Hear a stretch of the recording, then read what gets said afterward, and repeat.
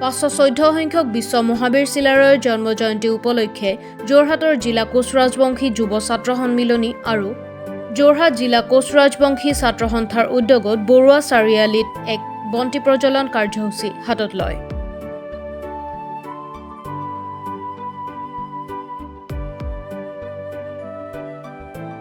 এই অনুষ্ঠানটিত মুখ্য অতিথি হিচাপে উপস্থিত থাকে যোৰহাট জিলা কোচ ৰাজবংশী ছাত্ৰ সন্থাৰ সভাপতি বিমান হাজৰিকা, যোৰহাট পৌৰসভাৰ উপপৌৰপতি দিলীপ দত্ত, অৰ্কিড বয় হিচাপে খ্যাত সমীৰ ৰয়, লগতে বিভিন্নজন গণ্যমান্য ব্যক্তি উপস্থিত থাকে।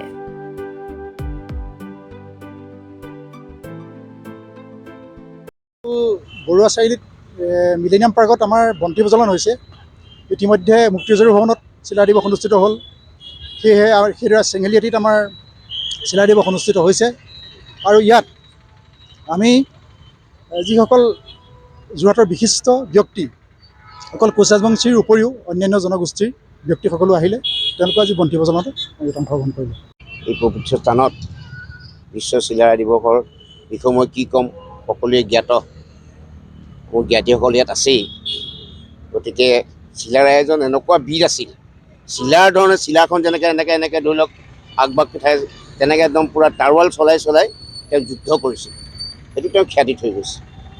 গতিকে এই কোচ ৰাজবংশী কাৰো লগত যুদ্ধত হৰা নাই। মই যিমানটো জানো, বুৰঞ্জীও নকয়, কোনো কাৰোবাৰ সন্ধিজনী কৰি কোনো যুদ্ধত হৰা নাই, আজিলৈকে হৰা নাই। কোচ ৰাজবংশী এনেকুৱা এটা জাতি যিটো এটা ঐতিহ্য আছে আৰু থাকিব।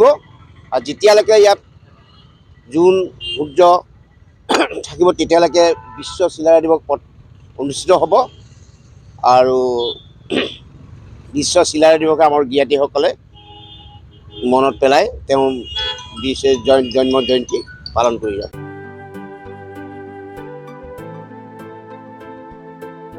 যোৰহাটৰ পৰা বিকি নেগৰ ৰিপৰ্ট, প্ৰাতঃ টাইম ডিজিটেল।